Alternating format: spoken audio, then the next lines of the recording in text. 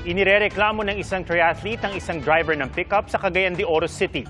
Nabangga umano siya habang nagbibisikleta. Ang nag-viral na insidente sa pagsaksi ni Cyril Chavez ng GMA Regional TV.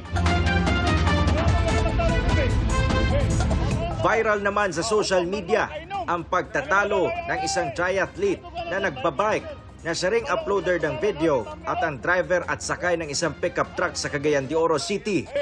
Maririnig pa sa video ang galit ng uploader. Ang driver ng pickup truck bumunot rin sa kanyang cellphone at tinutok rin sa uploader. Eksklusibong nakausap ng GMA Regional TV 1 Mindanao ang uploader na si Jan Tumanda. Nangyari umano ang insidente noong Martes ng umaga habang nagbibisikleta siya sa National Highway bilang paghahanda sa kanyang paparating na kompetisyon. Nagulat na lang daw siya nang bigla na lang siyang binangga ng nakasunod sa kanya na pickup truck. So nga kung bukton may naigo sila kailan magipidpid ayo ilang sakyanan sa kuha. So intention gid nila na inaton jud nila. So sipon jud nila. Nakatakdang sumailalim sa medical examination si John para ipatingin ang kanyang braso na natamaan sa insidente. Pumunta na rin siya sa Kugman Police Station at nagpa-blatter sa nangyari.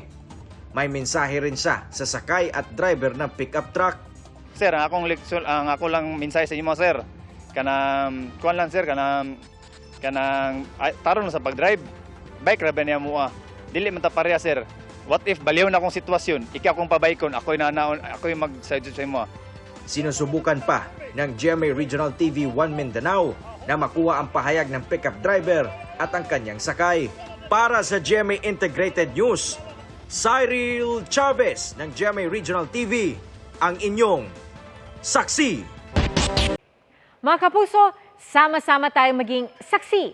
Mag-subscribe sa GMA Integrated News sa YouTube at para sa mga kapuso abroad, samahan niyo kami sa GMA Pinoy TV at sa www.gmanews.tv.